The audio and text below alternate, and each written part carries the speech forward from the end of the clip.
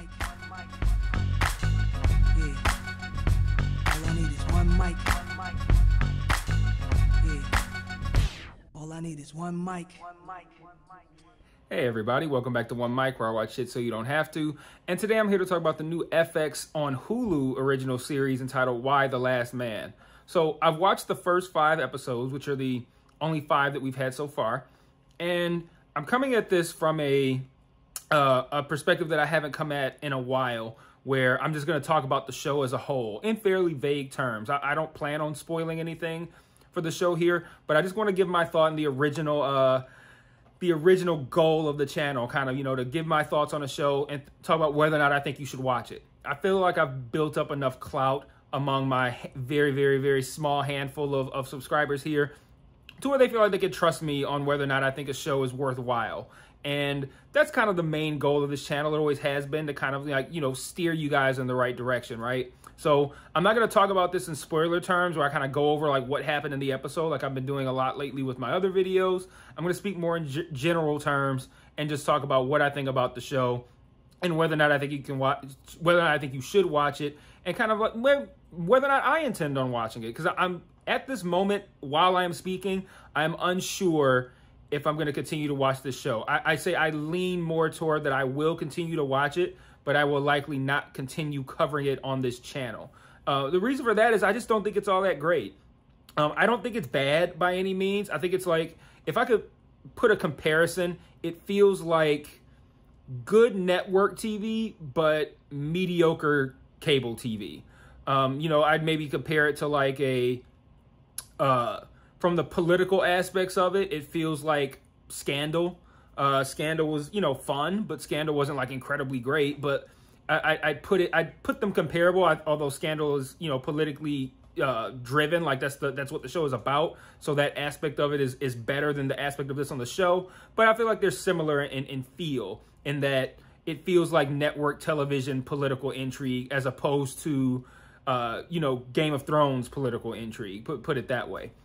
It kind of feels like to what's the other? There was another show that I thought of that it feels similar to. I've lost it already, but another network show that's it's okay, it's good for network television, but not something where it's like, oh, you got to drop everything and watch this. But there's some aspects of the show that I really like. There's some aspects of the show that I absolutely hate. But I think right now it's one of those things where it airs on a day where I don't really have much else that I'm watching for the purposes of the channel, Tuesday. And it's something where I could see myself continuing to watch it just to kind of like see what happens. Because it's not like offensively bad to the point where I'm like, I can't watch this anymore. But, it's one of those things where if it gets too congested, it will fall on the back burner. When I say it, I mean like my viewing schedule for stuff that I want to put on this channel. So, enough of that shit. Let me get into what I think about the show. So, well, in detail, I already said what I thought about the show. I'm going to talk about what I like about it. I'm going to talk about what I don't like about it. And that's going to be like the kind of like simple recap here. Like I said, I've seen all 5 episodes that have aired so far. So that's the perspective that I'm coming from. To start, like I mentioned with the political intrigue that I find relatively comparable to something like Scandal in terms of quality. I do find it interesting. I like the fact that Jennifer Lane plays, I haven't even explained the concept of the show. Let me start by explaining the concept of the show, and then I'll talk about the things that I like and didn't like. It's been a long time since I've done an episode in this manner. We'll chalk that up. We'll chalk me forgetting to explain the concept of the show to that. But basically, it's an apocalyptic show where an event takes place that knocks out everything with a Y chromosome. So we're talking men and animals. This also impacts women who might have had a Y chromosome, or women who are trans, so they don't have the Y chromosome, but they look like men. So like you might see a man or what appears to be a man every now and then, but he's trans. So that's why he's still alive. And it gets to a point where characters start to assume if they see a man that person is trans. But this event happens. There's one remaining survivor, Yorick. He is the only surviving individual with a Y chromosome. And also, his monkey, Ampersand, also is male and also survives. So the two of them who are together, not are together, but they're not dating, but like, you know, that it's his pet monkey. They both survived. And that's pretty much the gist of it. Because of all of the men dying, Jennifer Brown is now president. Jennifer Brown is played by Diane Lane, and she is also Yorick's mother. So Yorick's mother has just become president once all the men have died. And that's pretty much it. It's that simple. They build up side stories that are all kind of playing concurrently. There's a storyline going on with Yorick's sister. There's a storyline going on at the Pentagon with his mother / president and how they're handling everything that's happening politically. There's a storyline going on with what was the former president, the male president's daughter, who works in the Pentagon as well. There's a storyline going on with her where you could tell she's almost kind of like building up a coup almost. Like she's her name's Kimberly, but I call her Karen because she's very Karen. Like she's obnoxious, sneaky, conniving, manipulative, very, very Karen-y. And then there's another side story with the former president's assistant. I don't know, we'll call her chief of staff. I don't know what her title was, but the former president's assistant, who has now not been able to get back into the Pentagon or anything like that, who's kind of off on her own and with her daughter, and they both lost their brother / son and father / husband. So that they lost those two, and they're on their own kind of like side plot as well. So there's a whole lot of different things going on that kind of like keep the plot rolling. So back to what I was saying about the pros. I like the political intrigue. I like the fact that Diane Lane's character Jennifer has to deal with this, like trying to simultaneously come to grips with the fact that one, she can't find her daughter. Two, she found out that her son is alive, but he's the only man left. So she's dealing with like her issues as a mother, and also dealing with trying to keep everyone else calm and contained within the Pentagon, who, you know, are obviously they're just, you know, in a really shitty situation with all of these men having died. So like, I like how they try to balance like trying to continue to move politically while also trying to grapple with the devastating circumstances that have befell them or befalled them. I don't know what the past tense of befall is. I think it's befell. I don't know. I'm getting too fancy for myself right now. I also like the fact too that there is unrest among the people who we don't see really very much. With that, I'll get to that in my cons section. But there's unrest among the people because they don't trust the government. They feel like the government is behind all of this with the men dying. They're keeping things secret. And I mean, I think that I like that aspect of it because it plays into how the people are today. You know, people are very mistrusting of the government today, and that, you know, it makes this feel more with the times. You know, the comics were written in like the early 2000s, the aughts, 2002 to 2008, I believe was the comics run. And that was a different world. You know, that was 2002. We were just coming off of 9/11. We had, you know, President Bush Jr. was president at that time. And that's when the book was written. Now, since then, we've had Obama, we've had Trump, and we're living in a pandemic right now. We have people on both sides of a vaccination argument. We have people on both sides of a COVID argument. And there's a whole lot of mistrust in the government. So I like the fact that the show is kind of doing that same thing because it makes it feel like a little bit closer to home. So that's pretty cool. And then I mean, at the end of the day, I like the fact that the government people look at the citizens as being like off their rockers. Like, oh, they're thinking we're up to something. We ain't up to shit. Like, why are they acting like we're behind this? And they aren't behind it, at least as far as we know. But at the same time, the citizens are right as well because the government is hiding something, which is Yorick being alive. So I really like that aspect of it. I think that's the most interesting aspect of the show to me, along with the Agent 355 character. She's, as far as I know, she's like just like a secret agent. She's trying to find currently the person who brought her into this whatever she's in. It's called Culper Ring or something like that. But it was just some secret agent service of terrorists. I don't know. She seemed like a terrorist at the beginning, but maybe she's just like just someone who goes on missions and handles undercover shit, you know, James Bond type shit. But her character is really interesting. She's very, very smart. She's very, very calculating. She's a total badass. And she has an interesting... They're fleshing out a backstory with her right now, where they're trying to have her search for the person who brought her into this whole dynamic. She ran into another agent at one point, and they're simultaneously with her having her work on her backstory, trying to, you know, figure out, not figure out, but show us how she got to where she is, and have her find the person who brought her in. But then simultaneously, she's also watching over and taking care of Yorick. So they got really interesting stuff going on with her. Easily the best character on the show. I thought the scene in the first episode where they actually show all the men dying was done really fucking well. Like, it was really cool how they played it out. They kind of built up to it by having like rats and mice kind of like start dying off first, and then bigger animals start dying off, and then the men start dying off. And they do a couple of cool things, like showing how each of these women that we've already seen, how the men's deaths impacted them in their moments. Like, we see the former president, the president who ends up dying, his chief of staff, who had a husband and a son. We see how her and her daughter experienced that situation happening. So like those kinds of scenes were like really cool. They were terrible to watch, but like cool in the sense of like, you know, the show really went for it right there. And I thought they nailed killing off these men. And I think Diane Lane is doing a good job too. Just not even from the like I mentioned, the perspective of her trying to juggle the motherly stuff with the presidential stuff. I think like acting wise, she's doing a really great job as well. But Diane Lane's a legend, so no surprises there.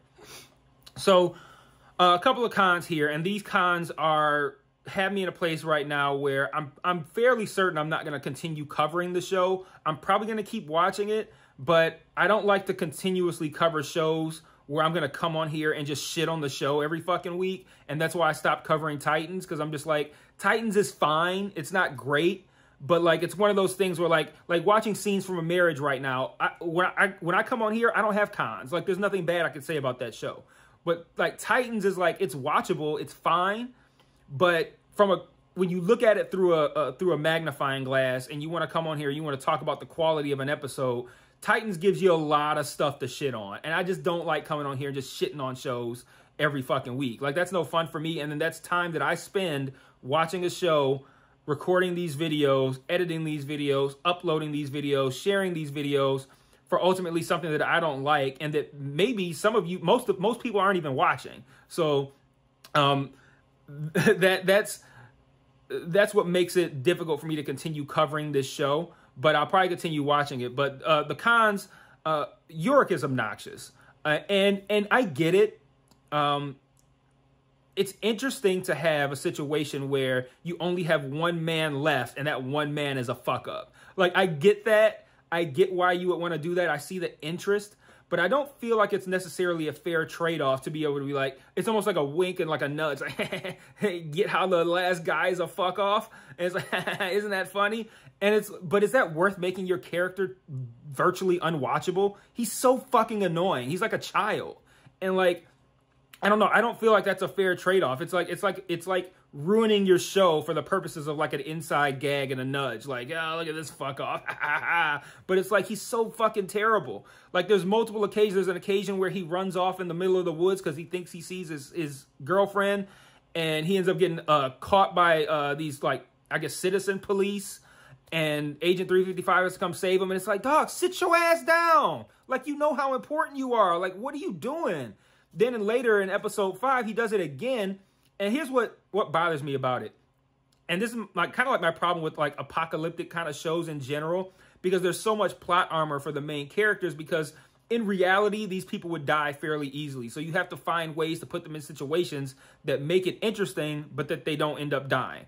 And I don't like watching things where characters make decisions that I feel are implausible. Like, yes, there are people who are smarter than others or more aware than others, but I feel like anybody can be in a situation where if you're in a situation where everyone has died except you, who's a man, all the men have died, and you're the only one left, So you know how important you are. You're with a super badass secret agent like Agent 355, who is a total badass, who you know if you with this person, you're safe. You need to be trusting everything that she does so you can stay your dumb ass alive. She tells you to sit the fuck down for fucking 20 minutes until she gets back. And the first thing Yorick does is get his dumb ass up and get into trouble. Like that kind of shit bothers me because like you need that. You don't need it. You can have that for the show. From their perspective, they need it. We want this guy to get into adventures. But I don't like when it's at the expense of the plausibility of the character or the show. Like, I feel like anyone older than like 8 years old is going to be like, let me sit here and sit my ass down and behave until this super badass who's protecting me gets back so that I don't get my dumb ass into any trouble. And he doesn't even waste any time getting his stupid ass up and exploring and getting into trouble. And that kind of shit irritates me because it doesn't feel real. And you want the, you know, the showrunners think that they want their character to get into these adventures, but I don't want to see it at the expense of plausibility. And I just feel like he's had multiple occasions where he just runs off and does some other shit other than not even other than what he was told to do, other than what someone over the age of 12 would think to do. Like, he behaves like a child, a small child. Like, I feel like my kids are, like, I have a 5-year-old and a 2-year-old. And if I tell my 5-year-old, sit on the couch and don't move, she will sit on the couch and not move. Like, you have, but, and then I acknowledge that you also have kids. You say, sit down here, don't move. And it's going to get off and wander off because they're kids and that's what kids do. That's what Yorick is like. And he's so fucking obnoxious. There's a scene in episode 5 where they actually get into a really interesting conversation. They being Agent 355 and this scientist that they've come across. And they get into a really interesting conversation. I think it was like about genetics or something like that. And the nature of how Y chromosomes, people with Y chromosomes having died, like what that really means. And he interrupts this conversation that I'm very interested in to start to tell some dumbass joke. And I'm like, and he doesn't even finish the joke. And I figure the show's probably going to make that like an ongoing gag. Like maybe we'll find out the joke at some later point in time. But like, I'm like, why do I have to get the interesting stuff for smart people interrupted so that this fucking dumbass child can start telling his stupid fucking joke? Like, that kind of shit irritates me, man. And like at that point, that was the point where I'm almost like I'm ready to turn this off. But fortunately, they found a way to get it back up and running, and interesting.